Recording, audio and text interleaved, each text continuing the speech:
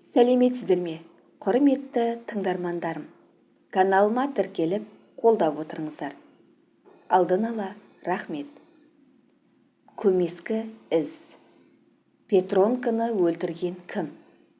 Капитан Көшербаев таяу уақытта осы сауалдың жауабын тауып, біраздан бері көптеген адамдарды сергелдеңге салған қылмысты істің соңғы нүктесін қоюға тиіс. Ол оңай емес, әрине. Әзірше жайсыз сауалдарды іштей қайталаумен ғана шектеліп отырғаны да содан. Петронканы өлтірген кім? Ол Петронка деген азаматтың осыдан жарты жылдай бұрын қайғылы қазаға ұшырағанын мүлде хабарсыз еді. Бәрі кеше басталды. Кезекті демалыстан оралған оны бөлім бастығы подполковник Теміров шақырып алды да, амандық саулық сұрасқан соң, «Еркін, саған жаңа бір іс тапсырғалы отырмын», дейді. Осыдан жарты жылдай бұрын, нақты айтсам, сәуірдің 2 күні жұмысшы поселкесінде белгісіз ер адамның мүрдесі табылған болатын. Оның кім екені анықталды. Локомотив депосының машинесі Петронка Александр Сергеевич 1957 жылы туылған. Отбасы бар. Әйелі Петронка Наталья Михайловна ауруханада аға медбике болып істейді. Тетелес 2 қызы мектеп оқушылары. Бұл іспен бүгінгі күнге дейін қалалық ішкі істер басқармасының қылмысты іздестіру инспекторы Нұрлан Серғалиев айналысып келген еді. Ол біраз жайларды анықтаған сияқты, бірақ қылмыскер әлі ұсталған жоқ. Бүгінгі таңда оның кім екені белгісіз болып отыр. Бөлім бастығының әр сөзін қалт жібермей, ықылас қоя тыңдаған Көшербаев, Петронканың өліміне ешкімнің қатысы болмауы да мүмкін ғой, деді де, жоқ, Петронканың өз ажалынан өлмегені анық. Оған сарапшылардың қорытындысымен танысқаннан кейін өзің де көз жеткізерсің. Менің айтайын дегенім, осы істі тезірек қолға алып, қайткен күнде де кісі өлтірушіні бірнеше адам болуы мүмкін. Табу керек. Істің жайымен мен де танысып шықтым. Байқауымша, Серғалиев жалған жорамалдардың жетегінде кетіп қалған сияқты. Әлі жас қой, тәжірибесіз де аздау, бірақ бір бетке екен. Айтқаннан қайтқысы жоқ. Көшербаев бөлім бастығынан шығысымен бірден Серғалиевті іздеген. Әйтсе де оны таба алмады. Серғалиевтің шешесі ауырып қалды деген хабар алысымен ауылына кетіпті. Бүгін келуге тиіс. Жұмысқа келісімен маған жетсін деген кезекшіге қатты тапсырған болатын. Сағат тілі 10-нан асып барады. Әлі жоқ. Ол Серғалиевтің келген-келмеген білмек болып, телефонға қол соза берген еді.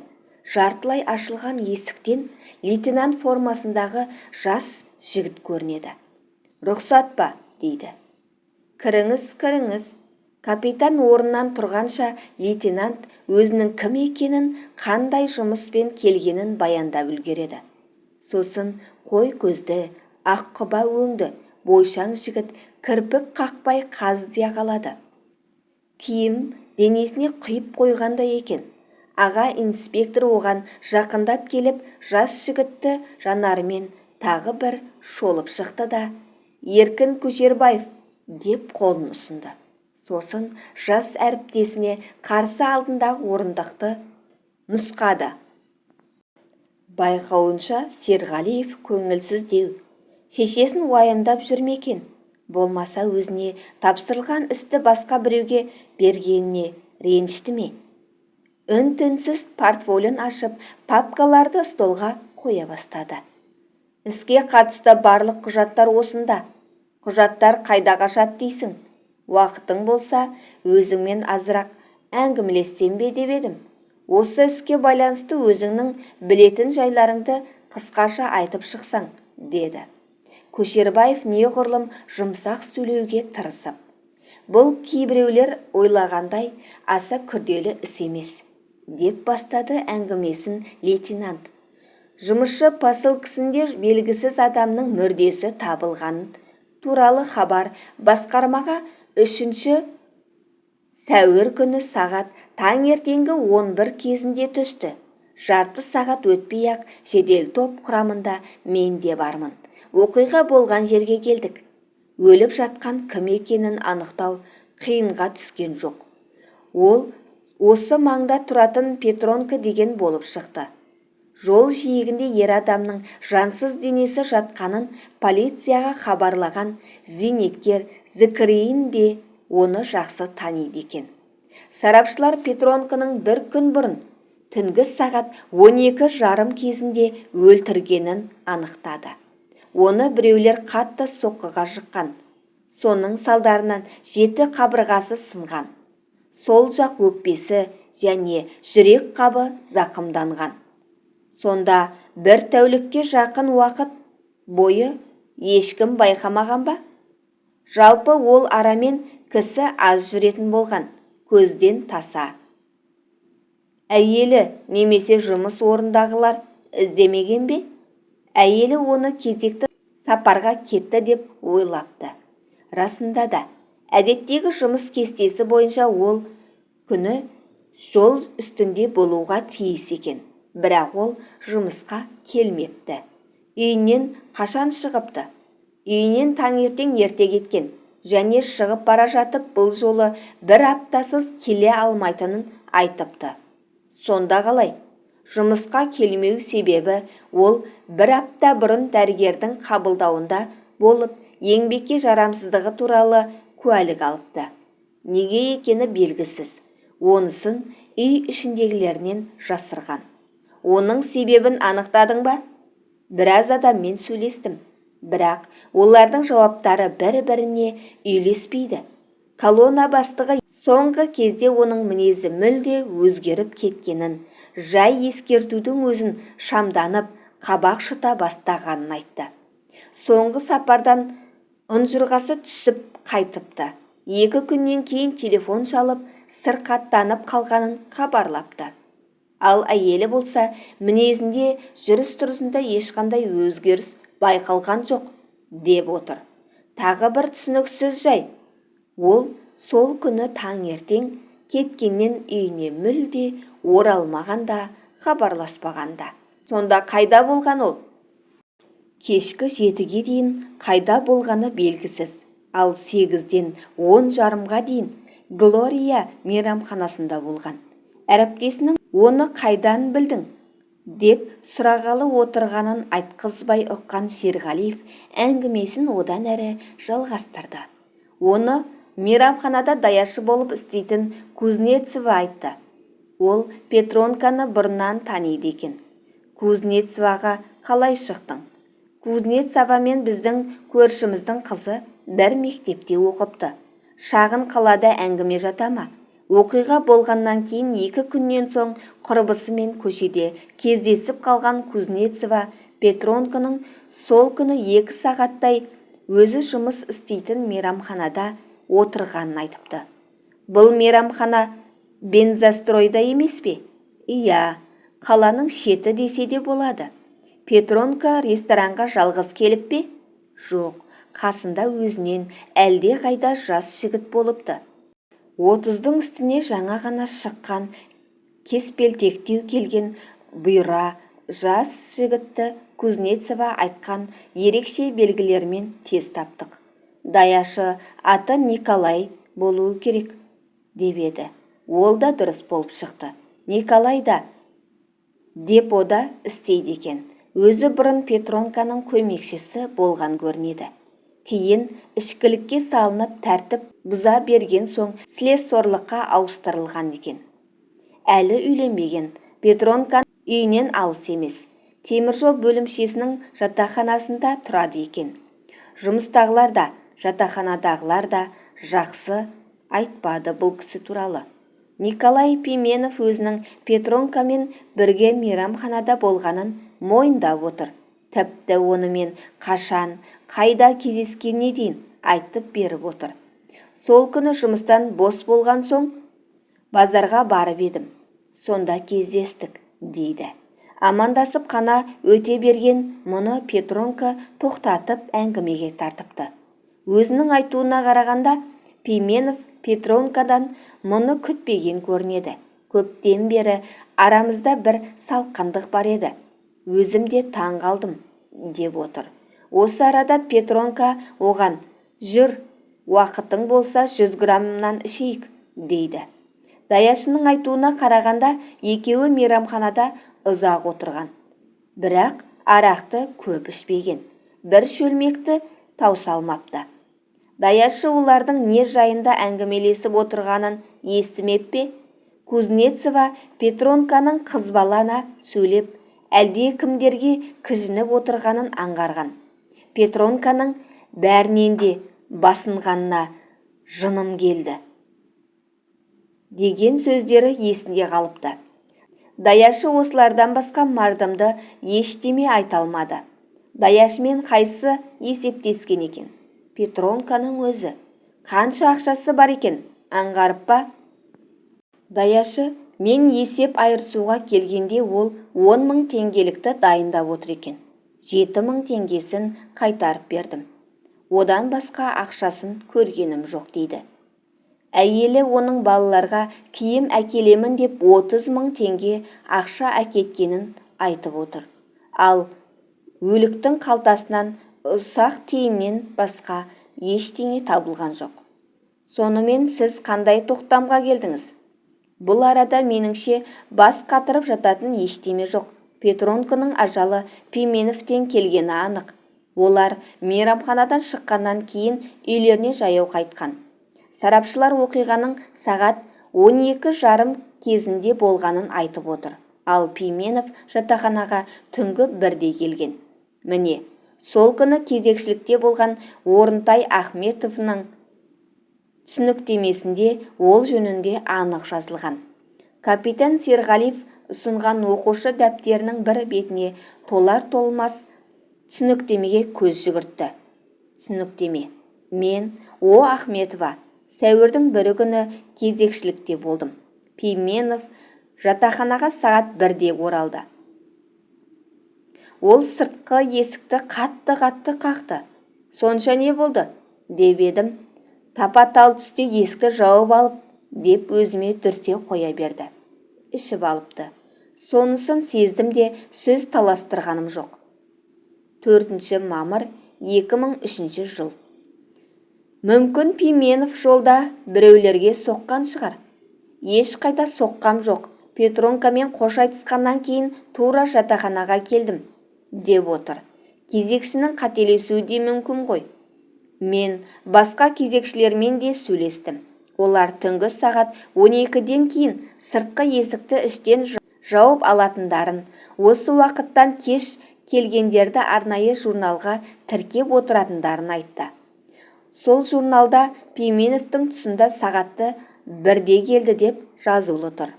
Ал Пименовтың өзі не дейді? Бәрін мойындады, бірақ Петронканы мен өлтіргем жоқ деген сөзінен танар емес. Қылмыста жасаған Пименов деуге тағы қандай негіз бар? Біріншіден, мейрамханадан шыққанда Пименов масаңдау болған. Ол сондай-ақ Петронканың қалтасында біраз ақша бар екенін білген. Сосын лейтенант үнсіз қалды. Бұлардың бәрі бұлтартпас дәлел бола алмайды ғой, деді Көшербаев. Басқа да айғақтар баршылық. Олар екеуі бірін-бірі көптен білетін көрінеді. Біраз уақыт Пименов Петронкаға көмекші болған. Бірақ кейін оның араққа үйірлігін байқаған Петронка қойғызам дегенімен еш нәтиже шықпаған соң басшылардан оны басқа жұмысқа ауыстыруды сұраған. Оның бұл тілек қанағаттандырылыпты. Оқиға болған жер айғақ боларлық ештеме табылмады ма? Иә, айтпақшы, Петронканың уысынан табылған 3 тал шаш бар. Шаш Петронканікі де емес, Пименовтікі де емес. Бұл жөнінде сарапшылар не айтады? Олардың айтуынша шаш иесінің жасы 23-24 шамасында. Бойы 1,78-1,80 сантиметр болуы керек. Осыдан басқа ештеме жоқ. Осының өзі-ақ көп нәрсені айтып тұрған жоқ па? Солай ғой, бірақ құр елестен не пайда? Петронканы білетіндердің, оған жақын жүретіндердің арасынан шаш иесі табылмады.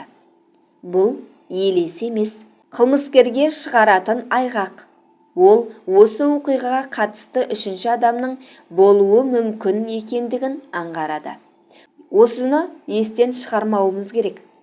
Сәл үнсіздіктен кейін капитан Пименовтың қазір қайда екенін сұрады. Жұмысында болуы тиіс, дейді лейтенант. Қамаудан босатылғанымен ешқайда шықпау жөнінде қолхат алған. Көшербаев жас әріптесін бұдан әрі ұстаған жоқ. Серғалиевпен әңгіме барысында аңғарып мапты. Түскі үзіліс уақыты таяп қалған екен. Бірақ ол асыққан жоқ.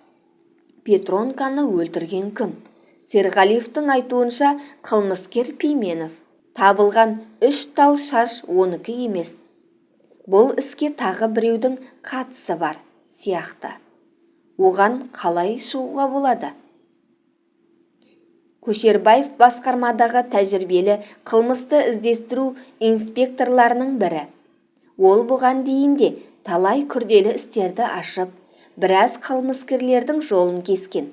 Ал мына іс оның қолына оқиғаның ыстық суығы әбден басылғаннан кейін келіп тиіп отыр. 6 ай аз уақыт емес қой. Оның өз тәжірибесінен көңіліне мықтап түйгені қылмысты тез ашу үшін оқиғаның ізін суытпау керек. Араға уақыт түсіп, оқиғаның ізі көмескіленіп қалғаннан кейін оны қайта қозғау қиынның қиыны.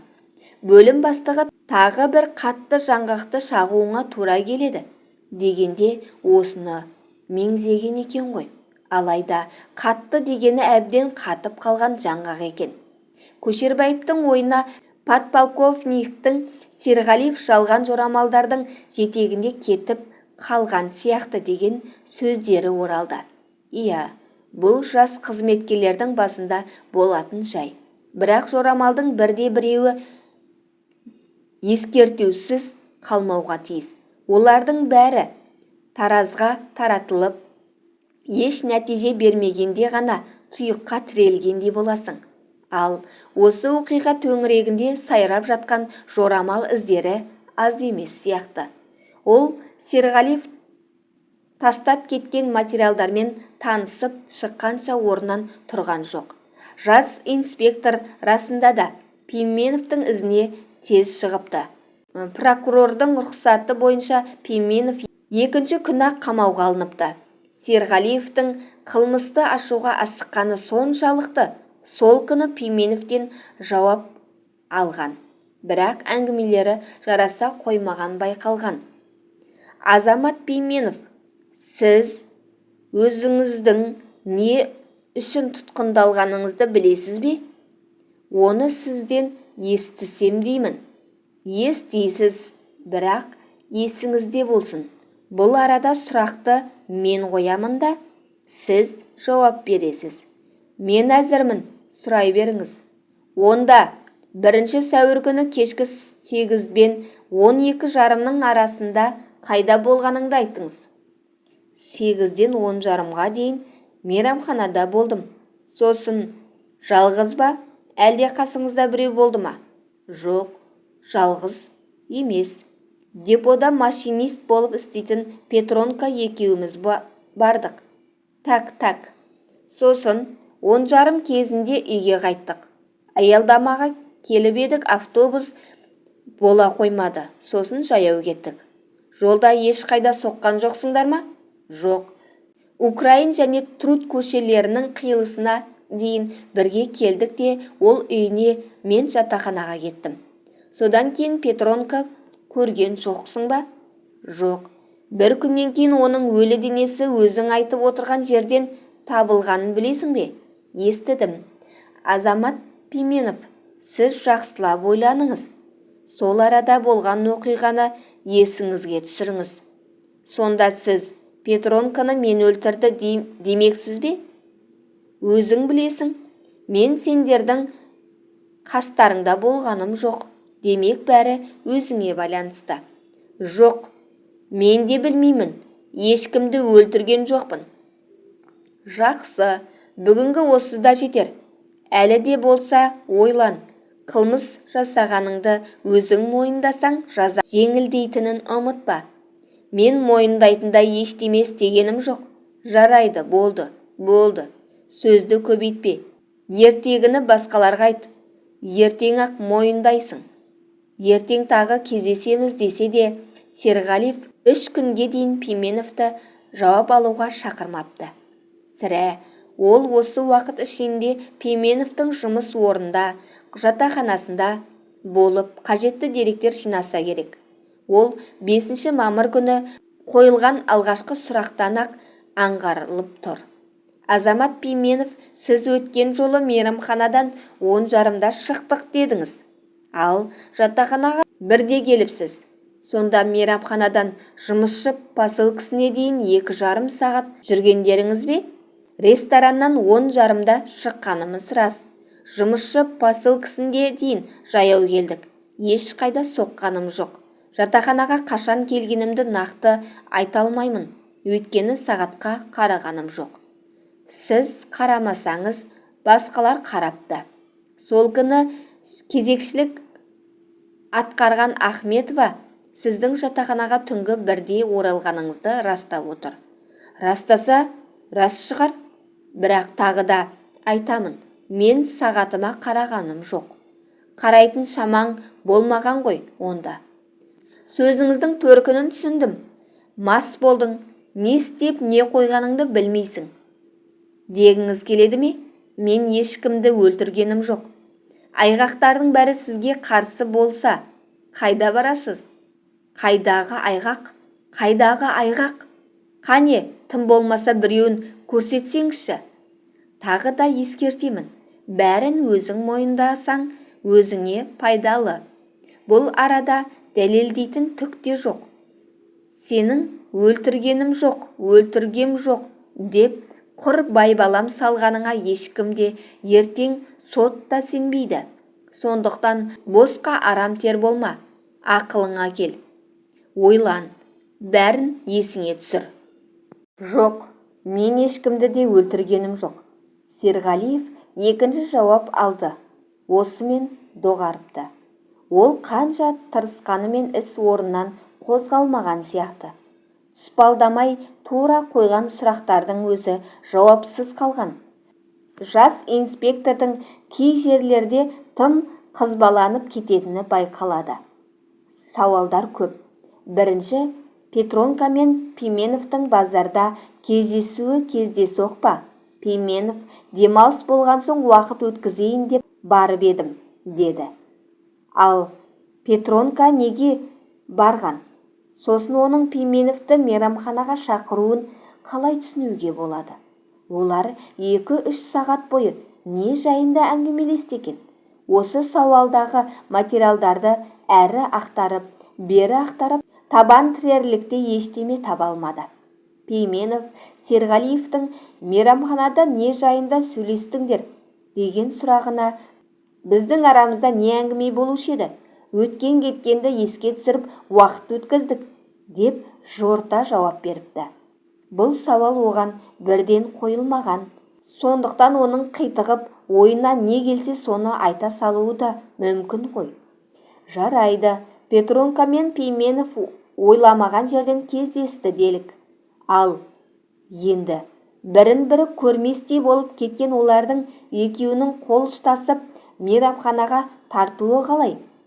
Осы арасы ақылға сыйыңқырамайды. Әйтеуір тіл табысудың төңірегінде бір гәп бар тәрізді. Петронканың еңбекке жарамсыздығы туралы куәлік алғаннан үй ішіндегілерден жасыруында. Таңертең кеткеннен үйіне хабарласпай көшеде сенделіп жүріп алуы да тегін емес. Иә, бәрін басынан қайта бастау керек.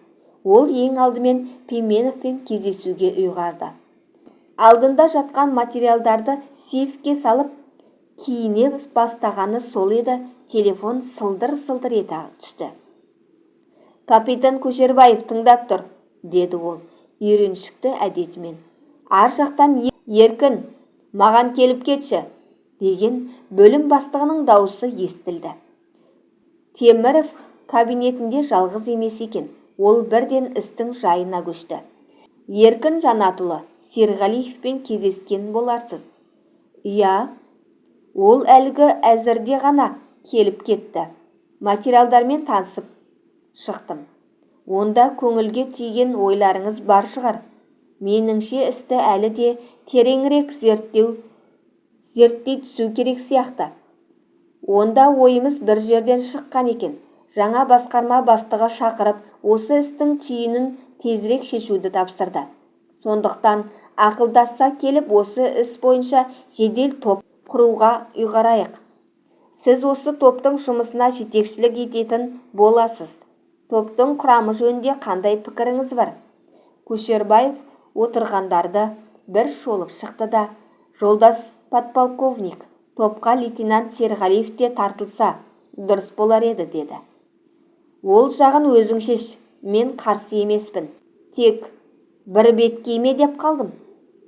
Әлі жас қой, кейбір қорытындылары негізсіз де емес. Бір жүрген ізбен екінші рет жүрмес үшін оның бізбен бірге болғаны жөн ғой деймін». «Жарайды онда. Басқа сұрақтарың бар ма?» «Жоқ», деп капитан бәрі үшін жауап берді. «Олай болса іске сәт. Тек сұрайтыным тергеудің барысы жайлы маған хабарлап отырыңыз». Көшербаев күндегі әдетімен бүгін де жұмысқа ерте келді. Сағат тілі әлі 8-ге жете қойған жоқ. Сәлден соң жедел топтың мүшелері оның кабинетіне жиналуға тиіс. Капитан ақ қағаздың бетіне Наталья Михайловна Петронка, Николай Григорьевич Пименов деген сөздерді бадырайтып жазып қойды. Иә, әзірше белгісіз осы екеуі ғана. Наталья Михайловна Петронканың әйелі. Ол өзінің айтуынша күйеуін мерт болғаннан 15 сағат бұрын көрген. Ал Пименов Петронкамен әңгімелескен, дәмдес болған соңғы адам. Демек, ізге осы екеуі арқылы ғана шығуға болады. Олай болса, Серғалиевтің бірден Пименовке шилігуі негізсіз де емес. Бірақ әзірше қылмыскерлерді байлап-маптап тастайтын бұлтпартпас айғақ табылмай отыр. Айғақсыз бәрін күдікке, жорамалға ғана құруға болмайды. Айғақ керек, айғақ. Осы кезде кабинеттің есігі ашылды да оның ойы бөлініп кетті. Топ мүшелері түгел жиналғаннан кейін ол әріптестерін істің жайымен таныстыра бастады. «Әңгіме ауыр қылмыс жайында болып отыр», деді ол. «Ал қылмыскер әлі бостандықта сайран салып жүр. Демек біз өзімізге зор жауапкершілік жүктелгенін түсінуіміз керек. Ендігі жерде ізден ауытқуға, уақыттан ұтылуға еш хақымыз жоқ. Сондықтан топтың жұмысын бірнеше бағытта жүргізуге тура келеді. Меніңше ең алдымен сол бағыттарды анықтап алғанымыз жөн болар. Кәне, кімнің қандай ұсынысы бар?» «Оқиға болған жерді тағы бір рет мұқият зерттеу керек», деді қылмысты іздестіру инспекторы аға лейтенант Әбубәкіров. «Қанат Мағжанұлы, 6 айдан кейін із кесуіміз құр әурешілік болмас па екен?» деді лейтенант Айбасов көңіліндегі күдігін жасырмаған. «Меніңше Пименовті сүттен ақ судан таза деуге болмайды. Әлі де болса оның тамырын басып көру керек шығар. Жолдастар», деді Көшербаев әріптестерінің назарын өзіне аударып. «Шынында да, біз әзірше Пименовтың қылмысқа қатысы жоқ дей алмаймыз. Бірақ енді оған құр қол баруға болмайды. Өздеріңіз ойлап қараңыздаршы, біздің қолымызда Пименовке қатысты бұлтпартпас дәлел жоқ. Петронканың уысынан табылған 3 тал шаш та оныкі емес. Міне, осы 3 тал шаш иесін табуымыз керек. Сондықтан бірде-бір жорамал ескерусіз қалмауға тиіс. Кей кездері Серғалиевтің ізімен қайта жүруге де тура келеді. Нұрлан анықталған куәгермен қайта әңгімелесу керек.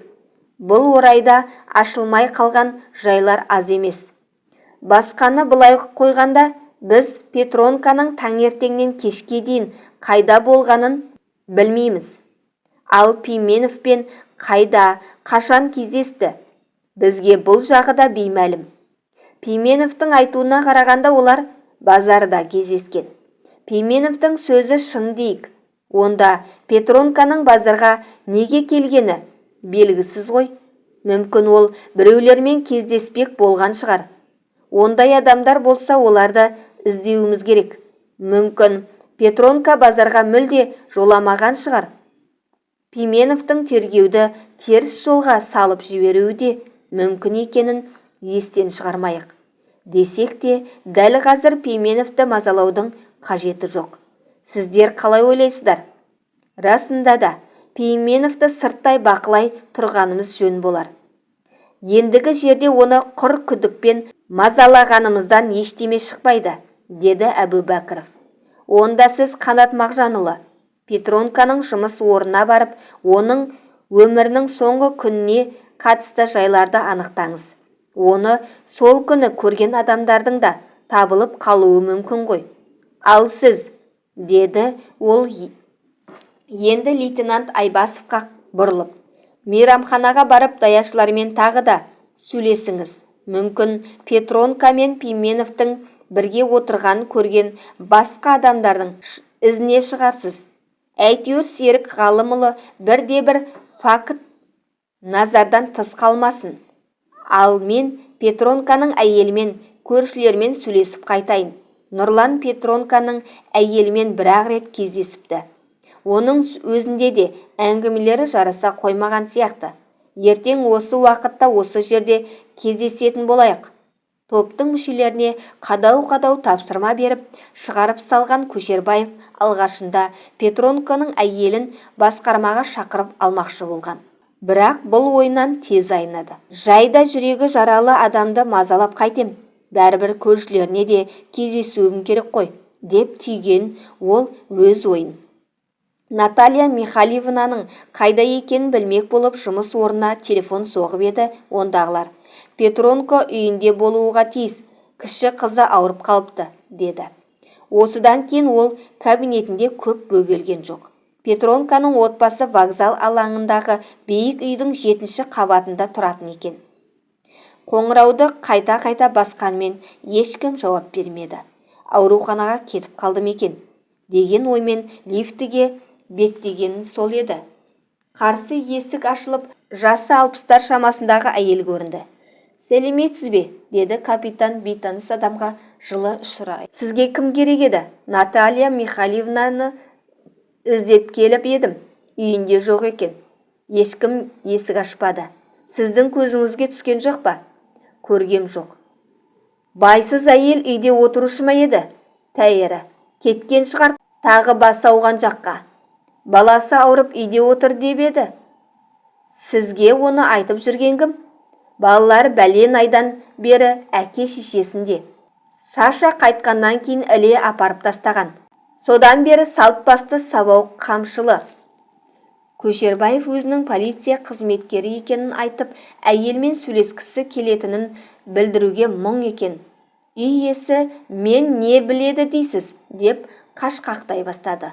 Аты жөнім Еркін Көшербаев. Облыстық ішкі істер басқармасында аға инспектор болып істеймін, деді капитан өзін таныстырып. Никитина Вера Александровна, вокзалда үй күтушімін. Онда Петронканы жақсы білетін болдыңыз ғой. Білмегенде ше, Саша көз алдымызда өскен бала емес пе? Бір кезде әкесімен бірге істегенбіз. Біз не көрмедік? Зейнетақым аздау болған соң жұмыстан әлі қалмай келемін. Оның үстіне немерелеріме көмектесуім керек. Есік алдында сөйлескеніміз ыңғайсыз болар. Үйге кіріңіз. Бірді айтып бірге жеттім ау. Сашаның әкесі 5 жыл бұрын қайтыс болған. Саша оның жалғыз баласы еді. Енді міне, ол да өмірмен қош айтысты. Қыршын кетті. Иә, Петронканы белгісіз біреулер өлтіріп кетті. Біз қайткен күнде де оларды тауып жауапқа тартуға тиістіміз. Оған сіздің де көмегіңіз керек. Тәйірі, менен қандай көмек болушы еді? Көрші тұрсақта араласқан жандар емеспіз. Олар жастар у-шуды ұнатады. Ал біз, шалымыз екеуміз болсақ, құлақтың тыныштығын ойлаймыз. Немене, олар жиі-жиі сауық сайран құрушы ма еді? Бірде төмендегі көршілермен сөзге келіп қалғанын құлағым шалған. Онда кімдер тұрушы еді? Ерлі зайыптылар, күйеуі мүгедек, бір аяғы жоқ. Үйінен көп шыға бермейді. Абайсыздап, пойыздың астына түсіп қалған.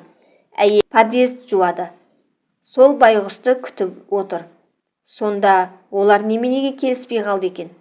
Машаның сөзіне қарағанда, Петронкалар түннің бір уағына дейін улап-шулап мазаларын алса керек.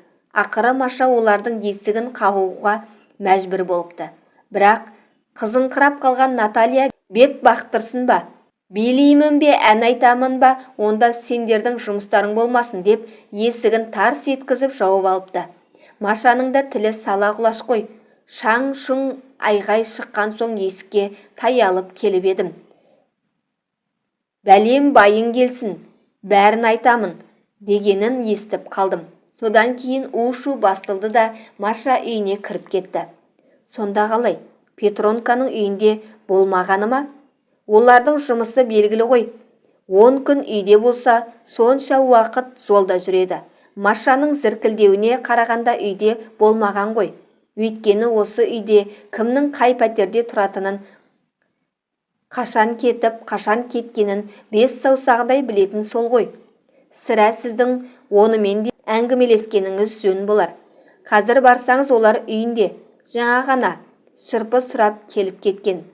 Жақсы, Вера Александровна, әңгімеңізге көп рахмет. Егер тағы бір жайттар есіңізге түссе, хабарласарсыз, деді капитан. Сосын шығар есікке таяп барып артына бұрылды да. Вера Александровна, бұған дейін сізден осы жайында ешкім сұраған жоқ па, деді. Жоқ, сұраса кімге де болсын айтамын ғой. Ал жақсы, онда қош сау болыңыз. Көрші қабаттағы есікті қақты. Стрельниковтер қоңырау қаққан адамның кім екенін де сұраған жоқ. Түпкір бөлмеден есік ашық, кіре беріңіз, деген ер адамның дауысы естілді. Расында да есік ашық екен. Әйтсе де капитан үйге кірер-кірмесін білмегендей тұрып қалды. Саша, сенбісің? Тезірек нанға барып келші, магазин жабылады. Бүйірдегі бөлмеден сөйлей шыққан егде әйел бейтаныс адамды көрді де қалшиып тұрып қалды. Сізге кім керек еді? Деді ол сәлден соң өзіне өзі келіп.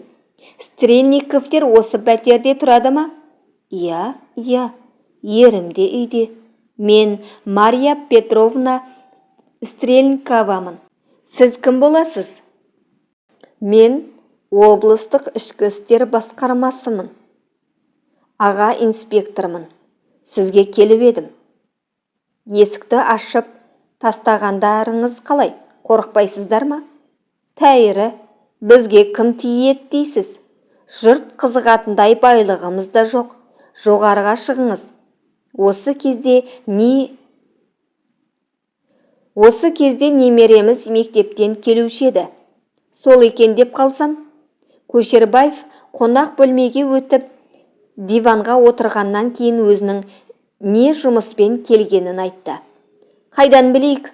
Басы қасында болғанымыз жоқ, деп жорта жауап берген Мария Петровна әңгімеге құлықсыз екенін білдірген. Мария Петровна, мен сізге осы істің жайын бүге-шігесіне дейін біледі деген оймен келіп отырғаным жоқ. Өзіңіз білесіз, қылмыс жасағалы 6 айдан уақыт өтті. Ал қылмыскер әлі ұсталған жоқ. Оны осылай тайраңдатып қоя берсек, ертең тағы біреуді мерт етпесіне кім кепілдік бере алады? Сіз Петронкалардың отбасы, олардың туған туыстары, дос жарандары, келімді-кетімді кісілерді туралы бар білетініңізді айтып берсеңіз. Осы сөздерден кейін үй иесі әңгімеге икемделе бастады. Қайдан білейін? Полицияға бірдемені көрдім десеңіз, сотқа дейін сүйрейді деген соң қорқақтап жатқаным ғой. Оны сізге кім айтты? Осыдан 5-6 ай бұрын Натальяның да аузынан естігем. Подъезде жуып жүредім, олардың үйіне бөтен бір жігіт кіре берді. Бірақ үйде көп бөгелген жоқ. Жайшылықта жұлдызымыз жараса қоймаушы еді. Сол жолы не қылып еліккенін білмеймін. Әлгі жігітті шығарып салған Наталья полициядан келіпті. Әр нәрсені сұрайды. Түк те білмеймін, деді. Оның не? Деп едім.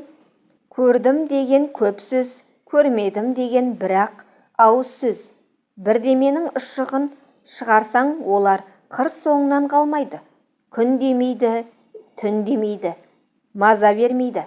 Енді олар маған Александрды қайтарып берер дейсің бе? Деді. Ашынған соң айтқан ғой, деді капитан әңгімені басқа арнаға бұрмақ болып. Сіздер оларды қашаннан бері білесіздер? Осы үйге 1982 жылы бәріміз бірге түскеніміз. Бірақ жақын қарым қатынасымыз болған емес. Олардың ара қатынасындағы келіспеушілікті аңғарған жоқсыз ба? Үй болған соң ыдыс-аяқ сылдырламай тұра ма? Дегенімен алғашқы кездері олар ың-шыңсыз тұрып жатқан. Бірақ кейін араларынан қандай қарамысық жүгіріп өткенін білмеймін. Жанжал көбейді. 1-2 рет подъезге де шығып кеткен кездері болған. Сұрасаңыз, көршілердің бәрі де айтады. Жалпы Александрдың араққа әуестігі жоқты. Меніңше бәріне кінәлі Натальяның өзі. Беті жылтырағанның бәрі солай ма?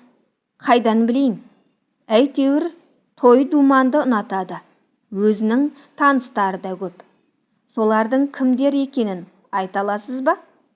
Қайсы бірін айтып таусасың? Айтпақшы, ұмытып барады екенмін. Солардың ішінде қара мұртты жиі келетін. Қайда істейді екен деп жүруші едім. Жақында базардағы дәріханада көрдім. Үстіне ақ халат киіп алыпты. Дәрі сатып тұр. Дәуде болса өзі осы жердің тұрғылықты адамы емес. Жүзіктің көзінен де өтеді. Нағыз су шықпастың өзі. Мария Петровна базарды аузына алғанда Көшербаев елең ете қалды.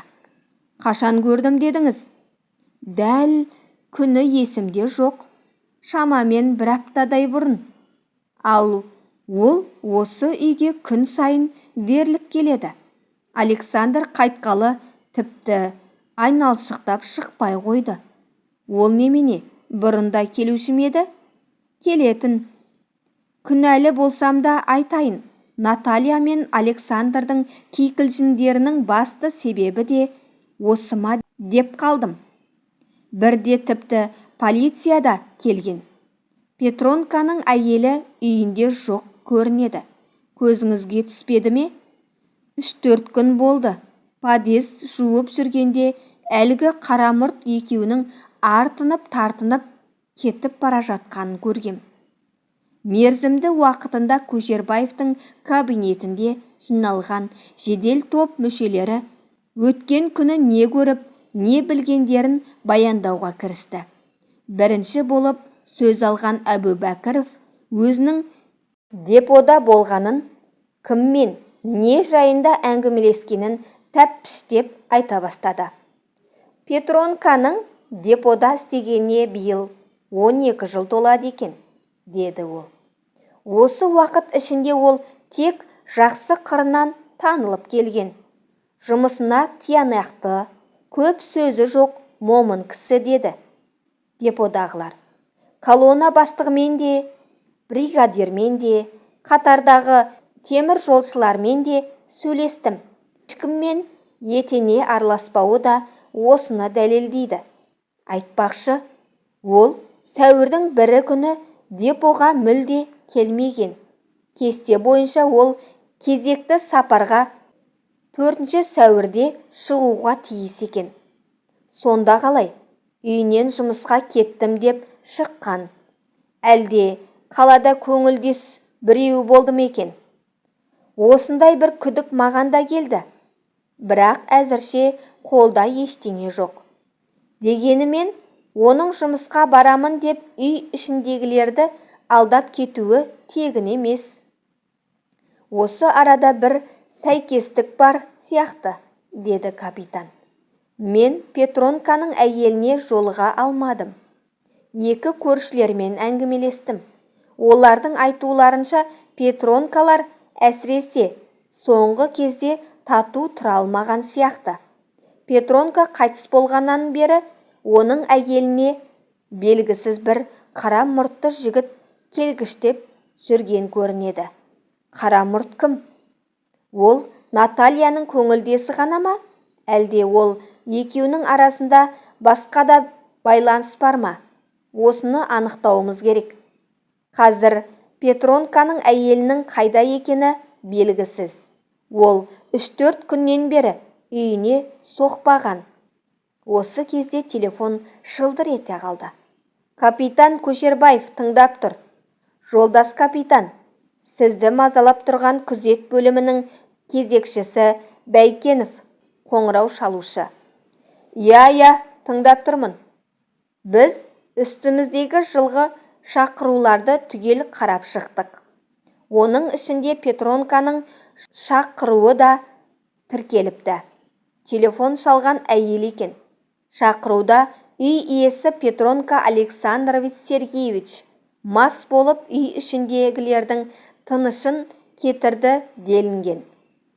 Ал осы шақыруға барғандардың бірі сержант Қазбек Мұстафиннің айтуына қарағанда жағдай мүлде басқаша болған көрінеді. Қазбек қазір қайда? Осында. Онда тезірек маған жіберіңіз. Қоп болады, жолдас капитан. Телефон трубкасын орнына қойған Көшербаев Петронкалардың көршісі Стрельникованың айтқаны шын болып шықты. Наталья Михайловна Петронканың күйеуім мас болып тыныштығымызды алып жатыр деп ішкі істер басқармасына көмек сұрағаны рас екен. Қазір осында сол шақыруға барған сержант Қазбек келеді. Оған дейін әңгімемізді жалғастыра берейік. Әлжанов ресторанда болғаннан даяшы Кузнецованың Серғалиевке айтқан сөздерін үтір нүктесіне дейін қайталап шыққанын айтты. Олар ресторанда 2 сағаттай отырған. 10:30 кезінде есеп айырысыпты.